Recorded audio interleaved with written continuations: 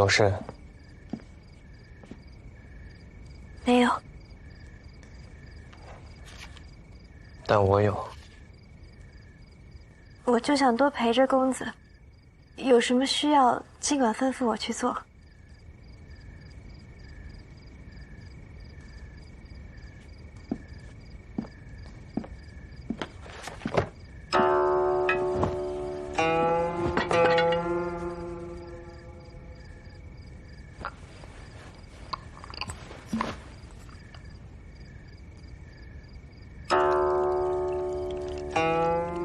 月桂。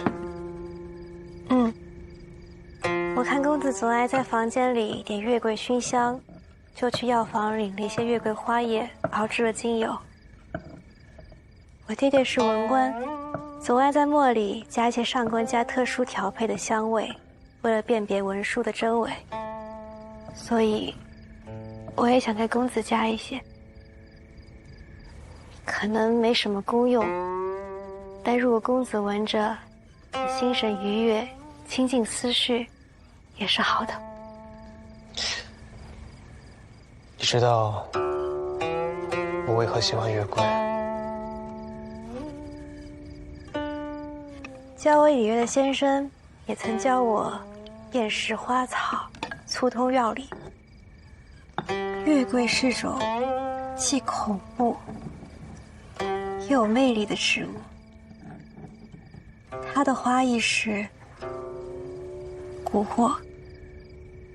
的确，世人常说，月桂既危险又迷人，代表了蛊惑。但其实月桂的花意还代表着胜利。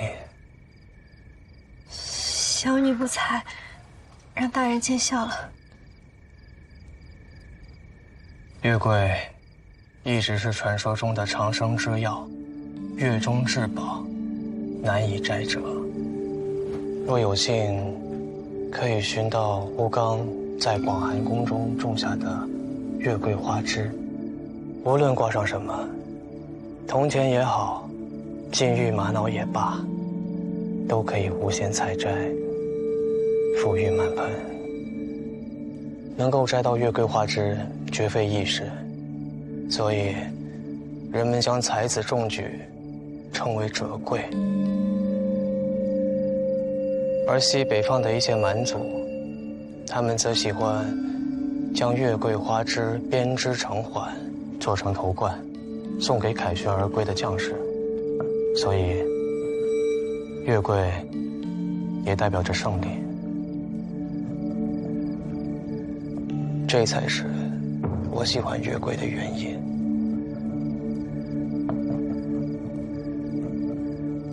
那我还真是误打误撞了。我原以为上官姑娘只会做饭种花，想不到你还精通文墨。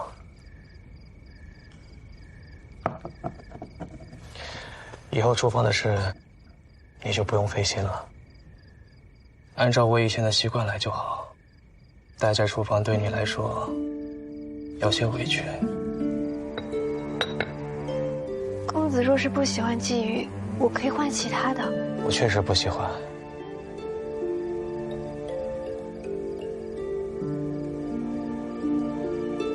我不喜欢鲫鱼，也不喜欢满院子花草。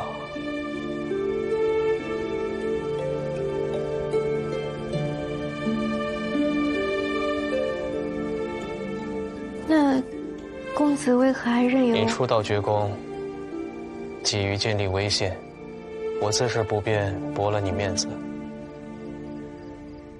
你是我亲自指选的新娘，绝宫未来的夫人。但是，我希望你懂分寸，知进退，远是非。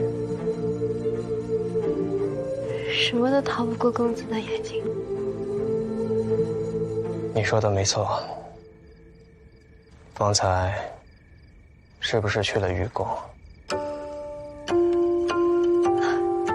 云姐姐之前说要教我几个女工图案，我学了几样，正好想给公子看看。不必看了，回去休息吧。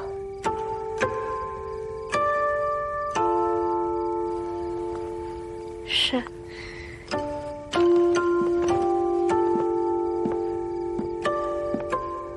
你种了满院子杜鹃，却没种其他花草。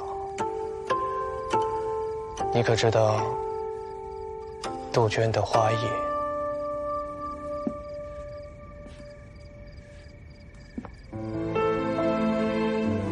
知道。上官姑娘为何只选杜鹃呢？因为杜鹃花的花艺时，我永远属于你。哎呀，姑娘心思可真细，好浪漫呀！但愿学公子能懂姑娘的心意。宫二先生饱读诗书，自然能懂。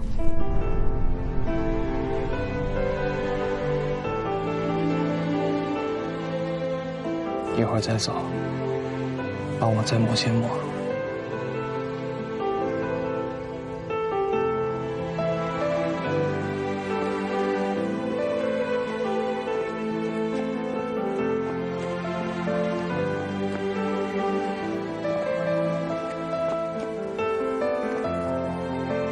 将岳长老的灵位放进宫门祠堂。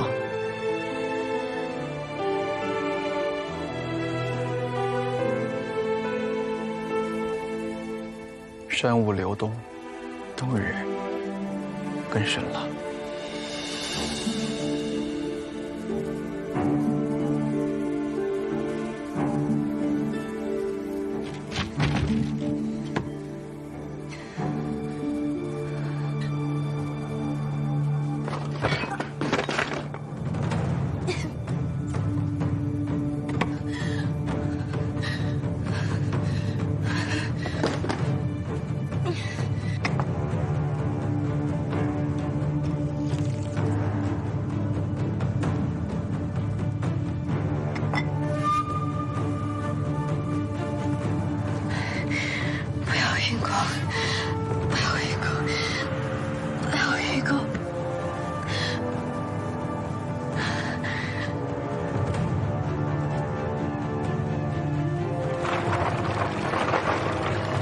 执人大人，您飞牧的兵已经准备好了。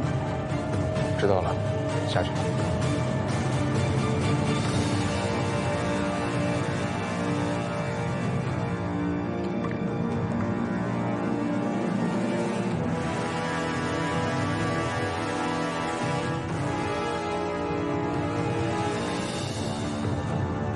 相信子羽弟弟闯完3域试炼，不需花费太多时间。在我和公子羽之间重选之人，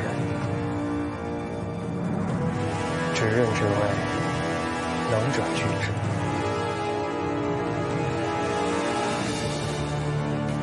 如果灼烧之苦太过折磨，就用这几味药煎煮成茶，服下后练功运气。你的内功心法云锦心经，本就是一种自噬性很强的极阴心法，这种内力会让身体发寒，但是恰好能够对抗半月之影带来的灼烧之苦。我想到了，薛公子，你弄疼我了。偷听了多久？这是什么？药油。你果然在偷听啊！我是刚刚看到芷公子回来，身上带着伤，我就想着拿瓶药油来，却不想在门口无意间听到一些。无意。薛公子，我有办法把东西带回来。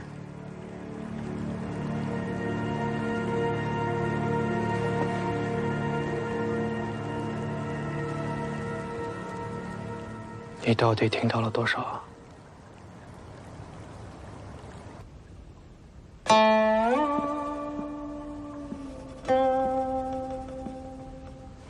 你怎么了？脸色看起来这么不好。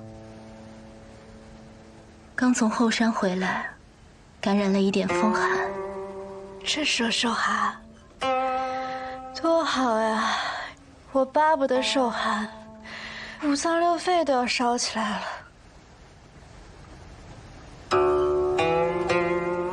画的倒是惟妙惟肖，有这功夫，不应该多画点宫门的地图和岗哨分布吗？不关你的事。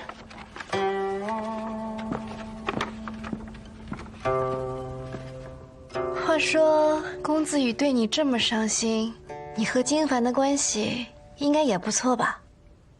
和你没关系。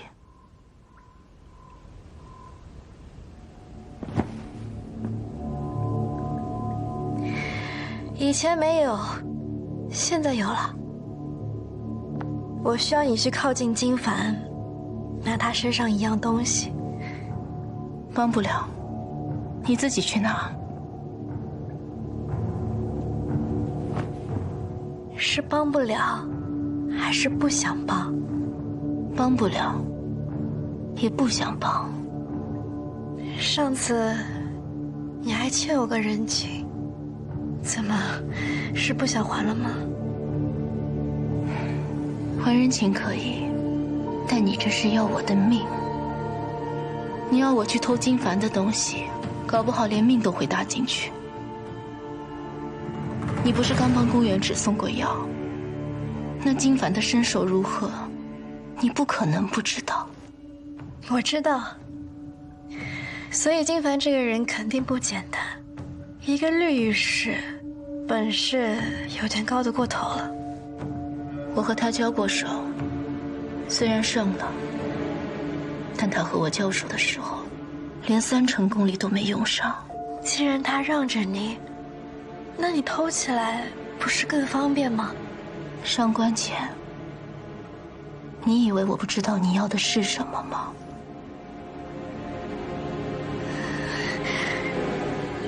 你消息倒是灵通的很。你想要金凡的那一半1案，我丢的东西，正是赐予母亲兰夫人怀孕时期的遗案。我若是帮你偷了1案，岂不是帮助宫上爵将公子羽拉下执刃之位？我在宫门的任务就会满盘皆输。我明白了，公子羽的身世一直沉迷，这1案可以证实公子羽并非宫红羽亲生。确实，这事关公子羽的执刃之位。你要去拿的东西是版本遗案，它的内容和用途，不该问的别问，不该看的别看。我本来一直不知道这1案内容，谢谢你为我答疑解惑。看来我更要拿到手了。站住！你拿到手了，我不就输了？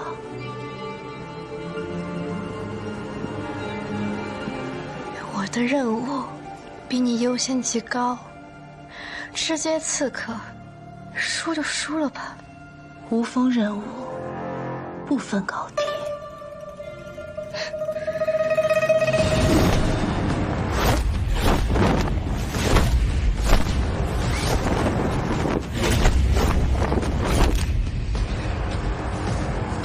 和我同样等级，不分高低。这些本来就是其次，能帮到我，是你的福气。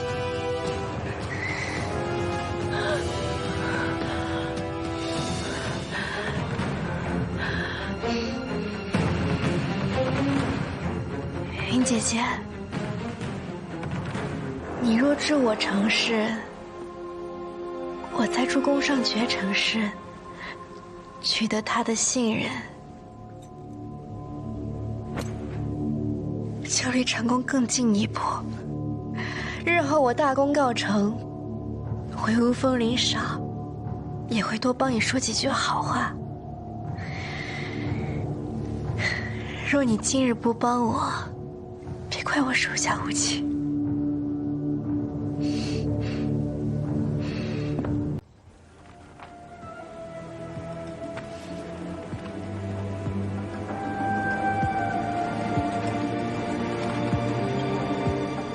觉公子没有其他吩咐，我就先退下了。等等，会吗？略知一二。来，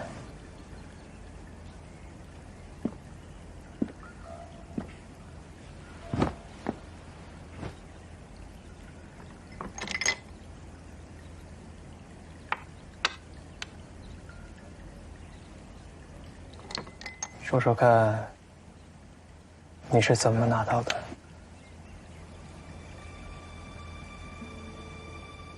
智取就像下棋一样，靠蛮力可不行。靠蛮力你也不弱。元轸弟弟和你交过手，说你厉害。直公子是让我，他故意拿虫子吓人，跟我闹着玩呢。要说说看，你是怎么智取的？金凡这样棘手的人，我自然是接近不了的，那就交给能接近他的人。公子商，云微山，云微山和金凡已经这么亲密了，算不上多亲密，但是拿一案的话，够了。那你和云微山什么时候变得亲密的呢？要让人帮忙的话，也不用多亲密。如果掌握他不想让人知道的秘密，也行。得罪。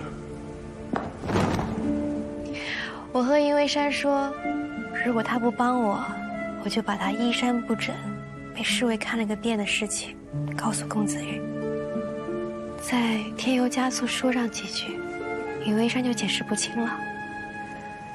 事关清白明洁，他如果还想当知任夫人的话，就只能帮我。倘若云微山知道，他帮你拿了一案之后，别说他的知任夫人，连公子羽的知任之位都没了，他估计会后悔死吧。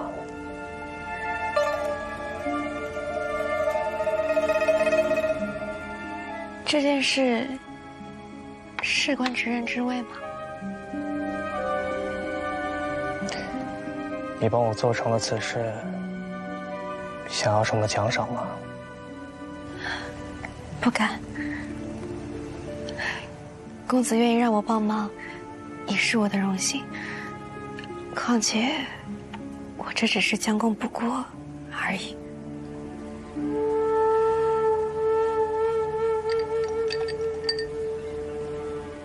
何国之有啊？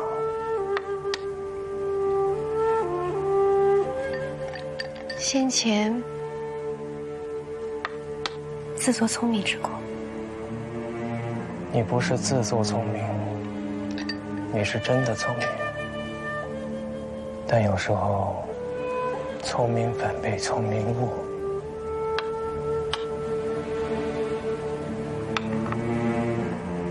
别太得意忘形了。是。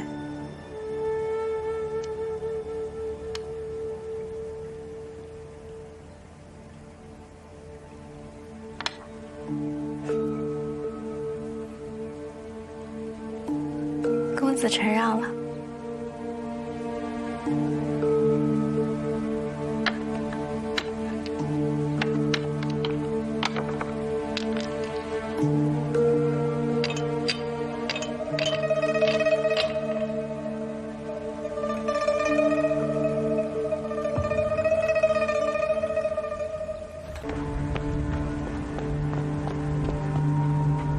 与公子有何吩咐？你会说话？哎，他是我的绿御史，之前我吩咐他去准备一些东西，所以来晚了。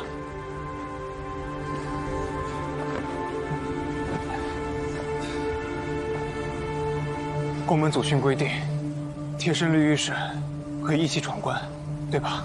但你的绿御史是金凡，我身为宫门执任，有权任命自己的绿御史。云微山姑娘，现在就是我新的绿御史。宫门没有规定女子不能为侍吧？女子可以为侍，但我想看一下云姑娘的绿玉手环。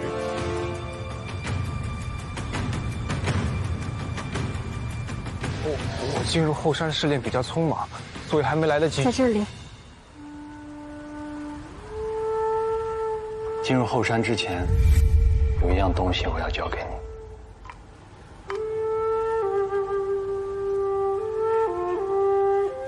如果被人问起，就说你是执任大人的绿御史。你放心，我定当舍命保护执人。你不信我？人心最不可信。那私心呢？可信吗？从私心来说，我也会舍命保护执人。他不在了，我也不会有立足之地。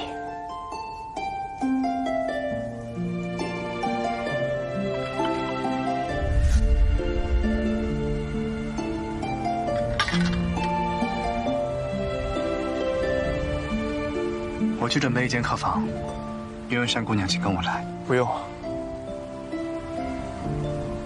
我和云姑娘同一间房即可。这不合规矩吧？云文山姑娘是我指定的未婚妻，父亲去世，我当首相，只是暂时推迟了婚期而已。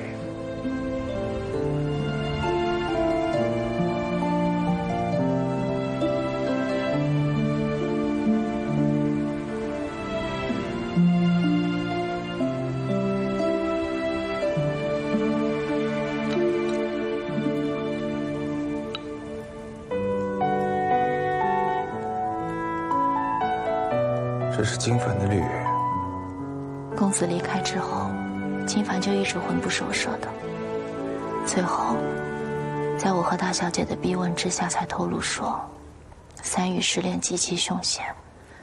于是，我和大小姐逼迫他协助我，偷偷来后山找你。我都能想象到这公子上是怎么逼问金凡的。金凡本来死活不愿意违背宫门祖训家规。但我绝不允许你在后山遇到任何不测，于是逼迫他和我比武打赌，证明我自己是能够保护于公子的。你为何不允许我遇到不测？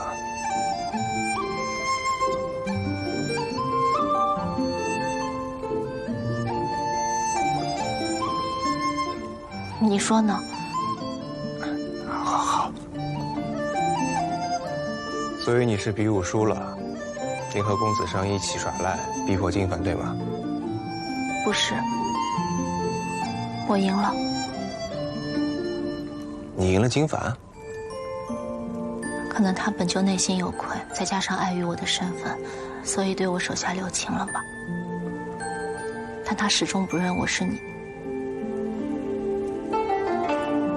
的执任夫人，觉得我没有资格进入后山，最后才想了这个下策，将他的绿玉手环给了我，让我代替他以绿玉术的身份进来。那现在你到底是执任夫人呢，还是绿玉氏？都还没正式拜过天地，当然不是执任夫人了。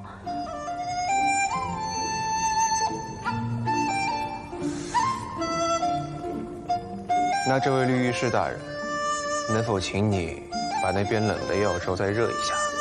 我的执任夫人有些饿了。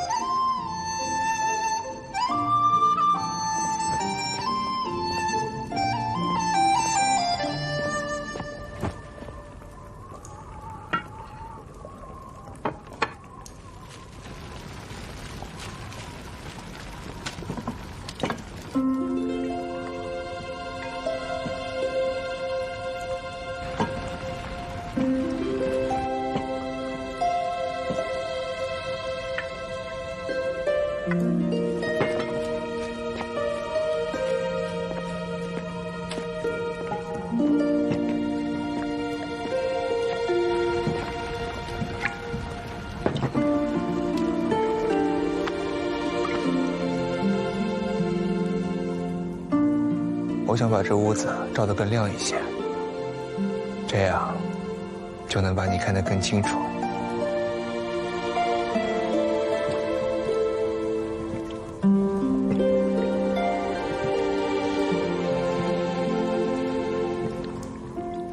我来吧，你去坐着。那怎么行？我怕冷，靠近灶台暖和。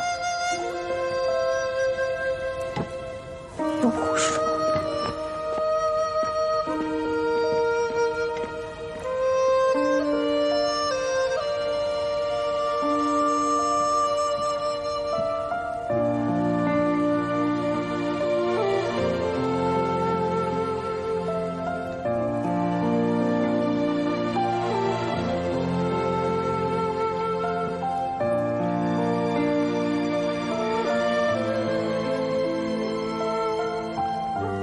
姐，你有什么心愿吗？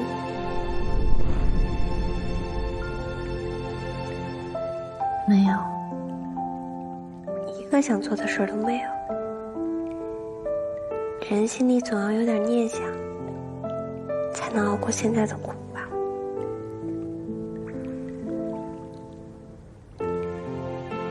如果一定要说的话，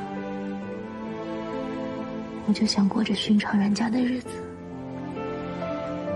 与心爱的人洗衣、煮粥，在大雪封山的隐士角落里，点一盏灯，烧一炉火，过着无人打扰、厮守的日子。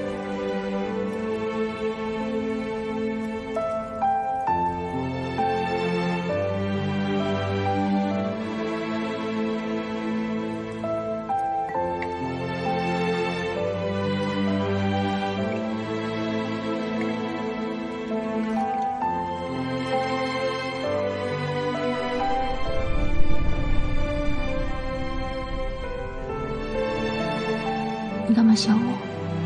我哪有啊？只是没想到姐姐还这么伤你心。可是，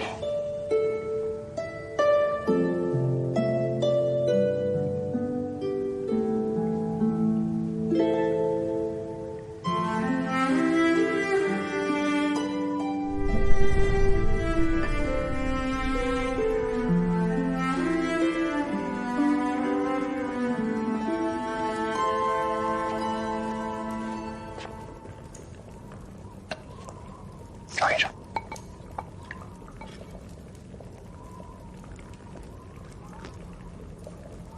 过不过？不过。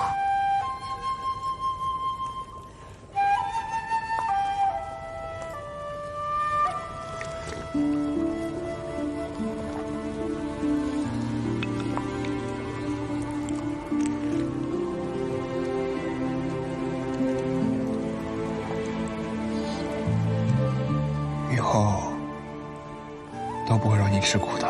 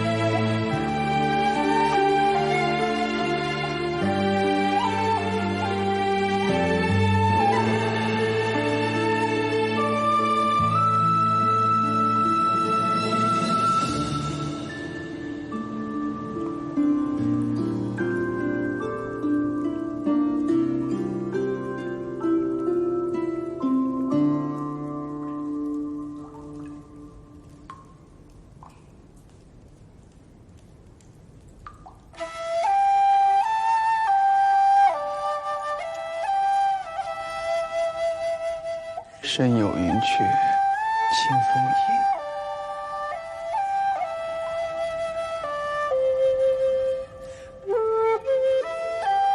心若磐石，安身立。公子，前山传来急报，何事？岳长老，玉子之魔。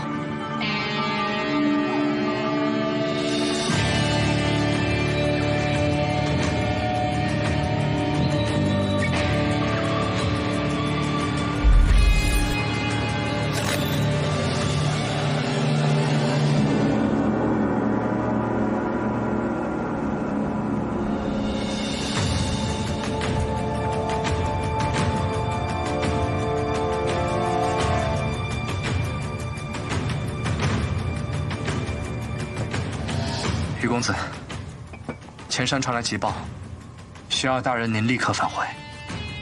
开什么玩笑？试炼还没结束，现在回去岂不等于失败？谁传的报？宫云指还是宫上决？执刃大人，事关试炼，请你考虑清楚。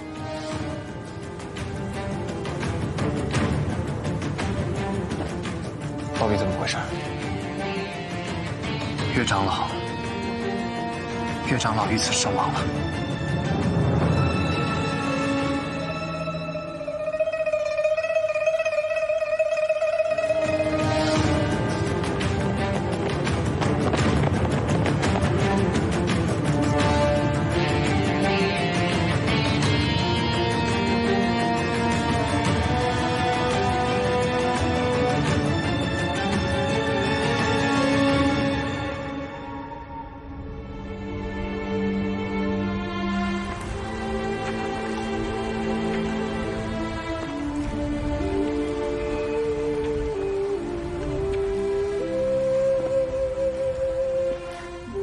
宫红玉生了一个和自己一样重情重义的儿子，希望他最后不会落得像他父亲一样的下场。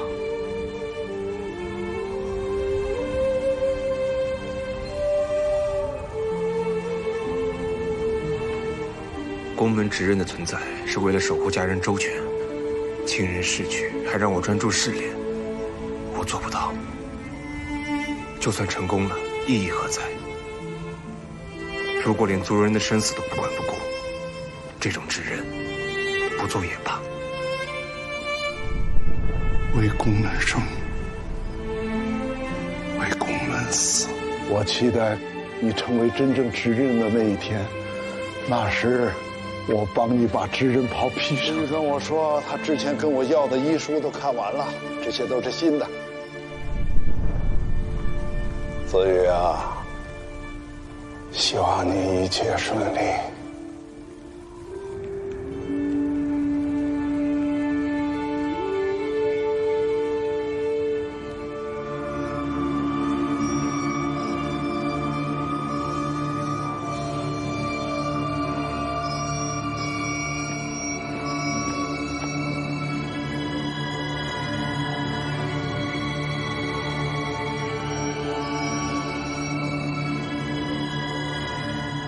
逝者无名，他人无风。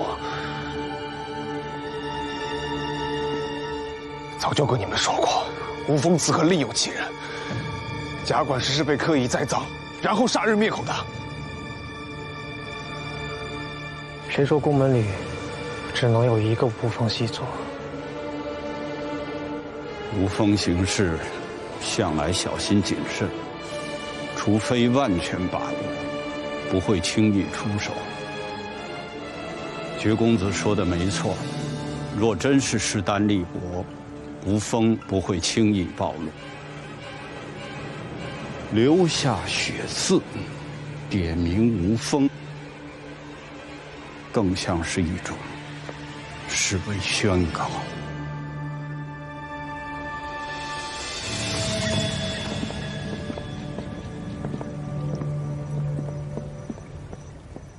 有劳你们送我回来。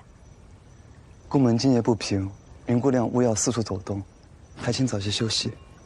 好。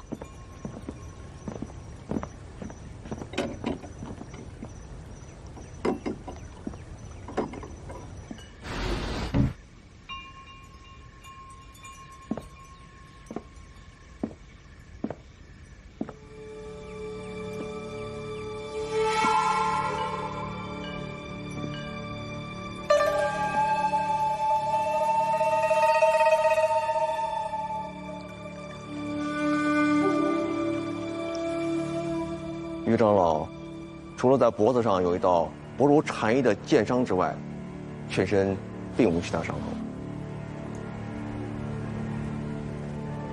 让医馆的人再仔细查验。是。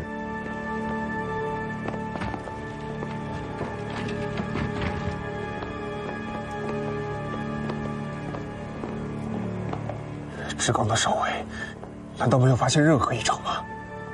你到的有点太晚了。我们已经仔细盘查过了。今夜议事厅的守卫，是岳长老自己吩咐撤掉的。直到议事厅传来浓烈的血腥味，侍卫们才发现岳长老被害。而且，岳长老把自己贴身的黄玉侍卫也留在了侍卫园。岳长老如此神神秘秘地单独赴约，倒像是要会见什么了不得的人。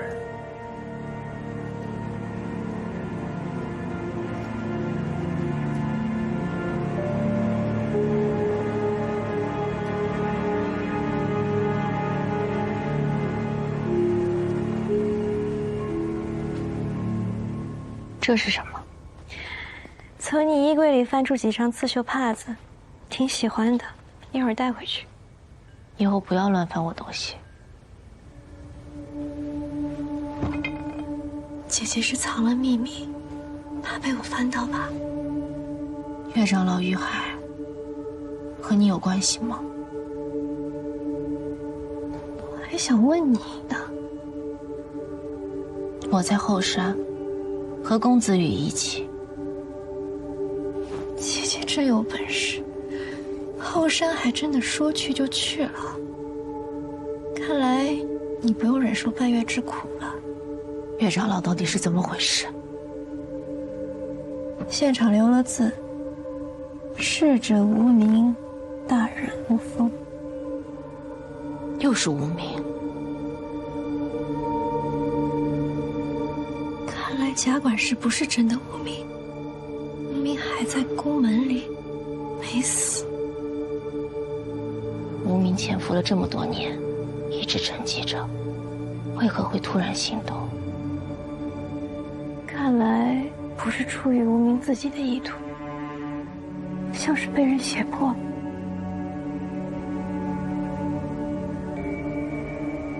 他在宫门里如此肆无忌惮的杀人，只会引起宫门高度戒备。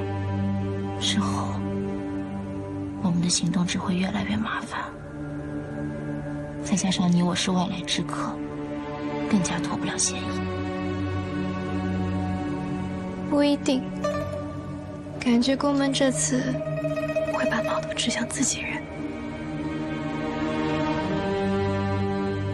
岳长老见喉咙处有一道剑伤，伤口很窄，干净利落，似于近距离的一剑封喉。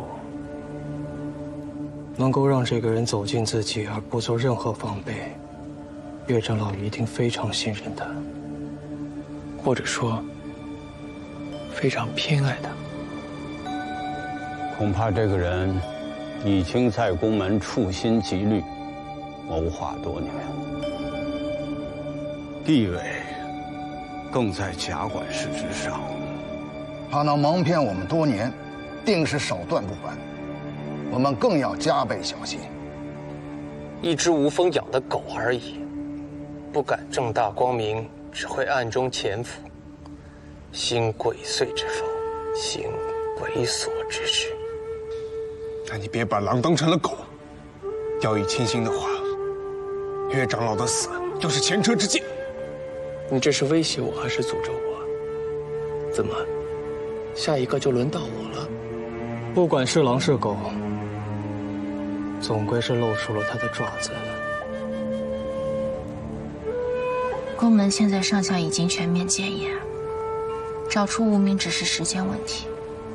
宫门越乱越好，我们更好趁乱完成任务。宫门出了这么大的事情，公子羽的试炼还能继续吗？要不然你跟我一起去前山，我的事情不需要你操心。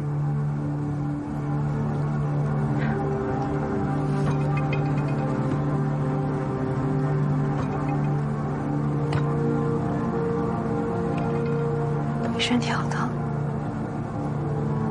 你也开始了。是复古之影的重峦，也叫做半月之影。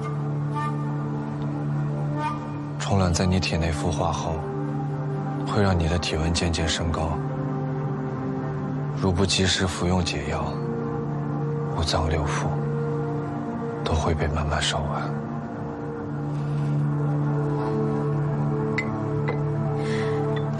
这是寒水石和紫花地丁泡的茶，我去医馆求来的药材，解不了毒，但至少可以减轻痛苦。你喝吧，我走了。你来这里，就是为了送这个。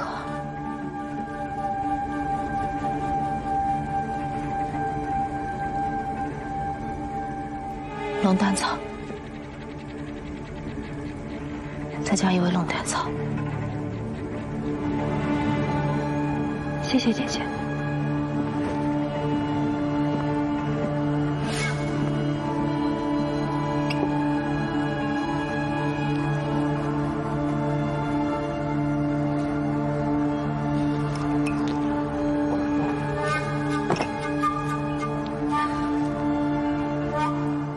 岳长老位高权重，不会单独接见身份低微之人，所以当务之急就是将宫门内所有管事之上的人进行彻底排查。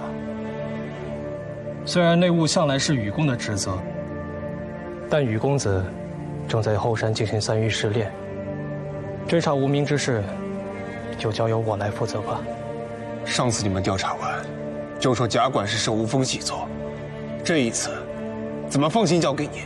公子羽，你是不是没通过后山试炼，又不好意思承认，所以以借调查无名为由，逃避试炼呀？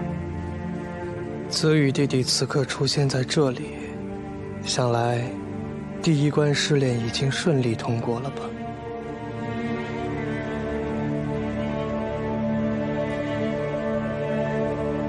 没有，我是事态紧急。宫门祖训，试炼一旦开始，中途停止视为放弃，试炼失败。守关人已经把事情经过转述于我，按照规矩，确实应该视为失败。但是，执刃知晓岳长老遇害，在得知会被视为试炼失败的前提下，依然毫不犹豫地选择回到前山，处理宫门事务，恰好说明子羽时刻把族人安危放在首位。所以，我代表后山雪宫，破例允许执刃回去，继续闯关试炼。华长老，你同意吗？既然雪长老这么说了，那我也就不再多言。但请各位记住，今天宫门上下为了公子羽改变了宫门祖训，那以后发生事情也就有了参照。宫门家规不再是不可撼动的铁律，只要有利于族人利益，那宫门的一些陈旧家规，该改的就改，该破的就破。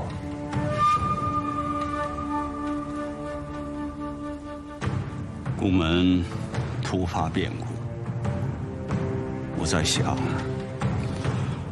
是不是把子羽的试炼先停下来？正因为宫门变故频发，山雨欲来，所以必须要尽快定下执刃的人选，统领大局。相信子羽弟弟通过3域试炼不需花费太多的时间。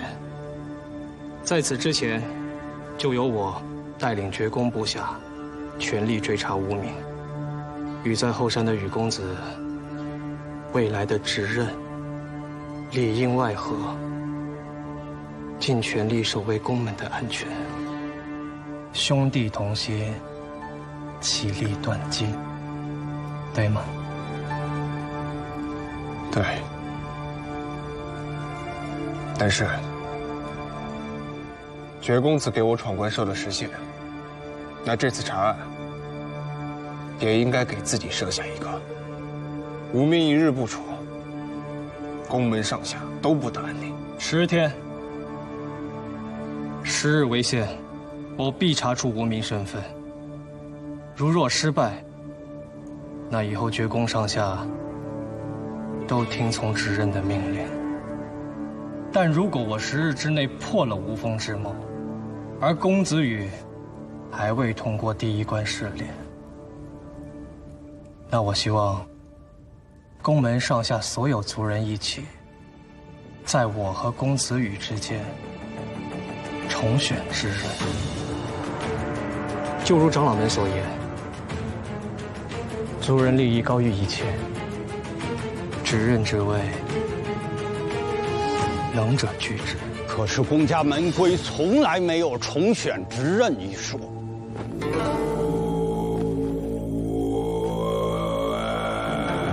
既然宫门祖训能为公子羽而改，那就能为我宫上爵而破。若长老们厚此薄彼，执意偏心，那我离开宫门便是。江湖之大，自有我宫上爵容身之域。我还未满20，不及弱冠，自然也是没有资格征选之人。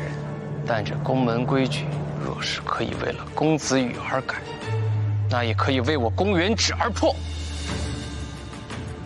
但又如长老所言，一切以宫门族人利益为先。但我哥哥宫上爵早已通过试炼，如果又能在10日之内清理无风，那我定会支持上爵哥哥，绝不会与他争抢。毕竟，人活在这世上，还是要洗脸面。我知道，我不配。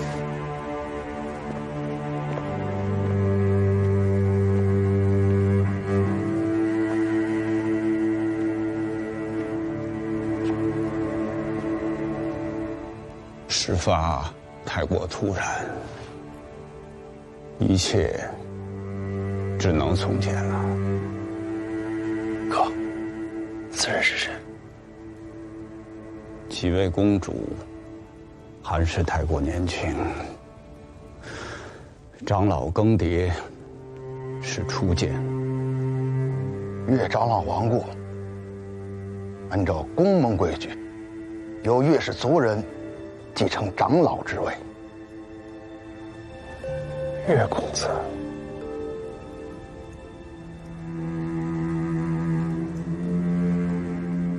那个岳公子，看着也比我大不了几岁，居然就当上了长老。执刃都有年龄限制，长老就没有吗？哥，他到底是什么人？是你必须敬重之人。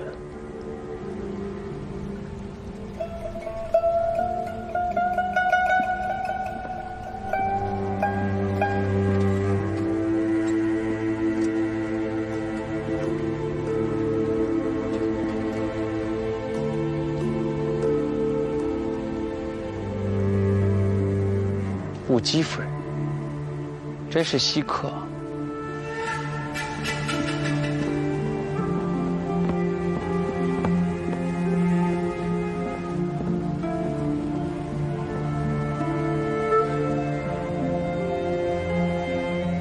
宫门刚出意外，夜里全山已经戒严。若是没有什么事情，雾姬夫人还是不要。公子羽的身世，我记起来了。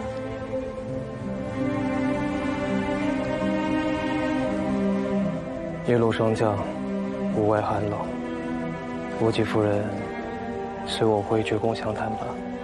耳目众多，人烟碎杂，我随公子走走就好。那我送夫人回御宫。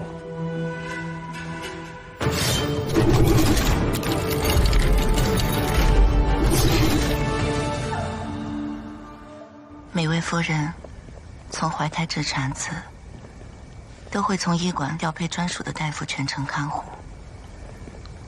医馆也会留有档案记录。兰夫人的医案我早就看过，上面清楚记载早产。医案是假？医案是真，但老知人偷天换日，改了几页。我明白了，这几页在乌姬夫人这里。绝公子聪明，但乌姬夫人不会轻易给我，我自有办法让她拿出来。知公子精通毒药，说实话，我还是有些害怕的。我作为死去之人的侧室，我本来就只算是半个公家人，我的命不值钱。但要想凿实公子爷的血脉身份，光凭几页旧纸恐怕不够。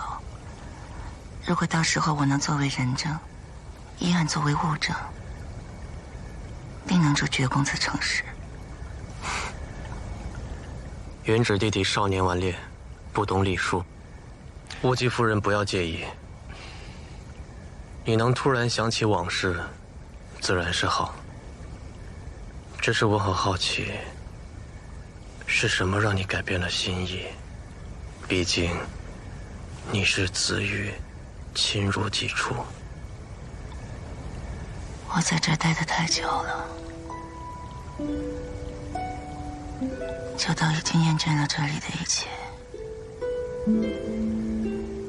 老真身故，宫门又逢多事之秋，待在这里只会日夜惶恐。我想远离这腥风血雨，在这世间找一安宁之地，独自余生。前面就是雨宫的范围了，二位公子留步。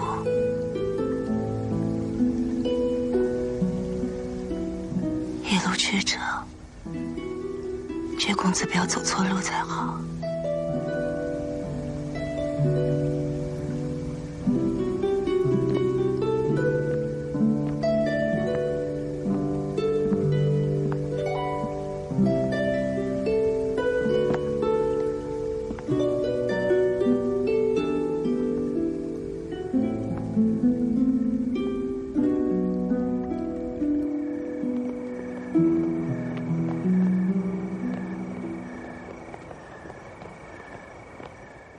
我不信宫门内有这么多无风细作，宫上爵绝对在撒谎。但令牌不假，也有血字为证，贾管事也确实死了。那宫上爵的目的是什么？威慑。威慑？让宫门自乱阵脚，胡乱猜测。谁说宫门内只能有一个无风细作？其实宫门内的无风细作，从头到尾只有一个人。他就是故意虚张声势，混淆视听，把辖管事的事情掩盖过去，顺便制造出强敌压境的紧张气氛，让宫门内部动荡。他想干嘛？他都堂而皇之把事情说出来了，还不知道他想干嘛？他想换职任呢。那他也不至于疯狂到想当职任而杀长老吧？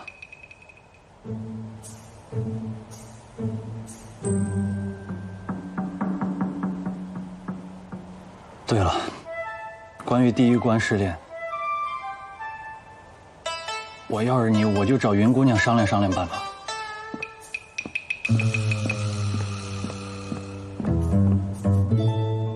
金凡让你问我。是啊，我也被金凡搞得莫名其妙的。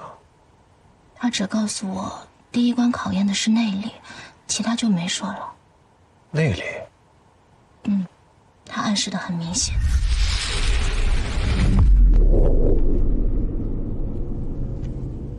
但这寒冰池，怎么看都是考验水性啊。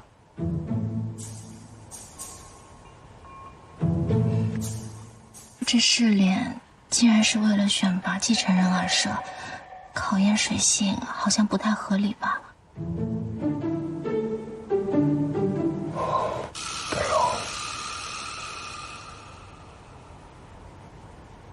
哎，这是什么？哦，方才去医馆抓药，想起雨公子在雪宫应该也受了些风寒，就让大夫配了几副暖身的姜草药茶。公子记得趁热喝了。你为何去医馆抓药？你身体不舒服吗？云姑娘，这几味药可都是大寒之物啊。你虽说虚火燥热，但切记也不要多吃啊。多谢大夫。最近天气燥热，就去找大夫配了几副降火的凉草茶。你这是为我担忧焦虑呢。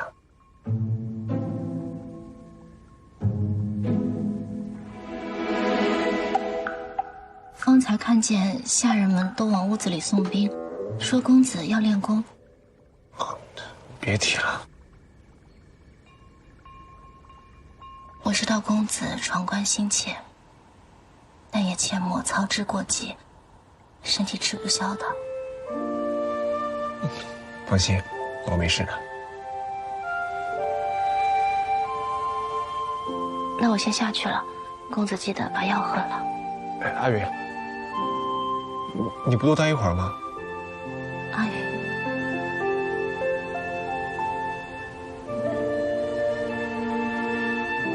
阿云不好听吗？听起来像是小猫的名字。小猫多可爱呀！阿云，云，喜欢。喜欢什么？喜欢阿云啊。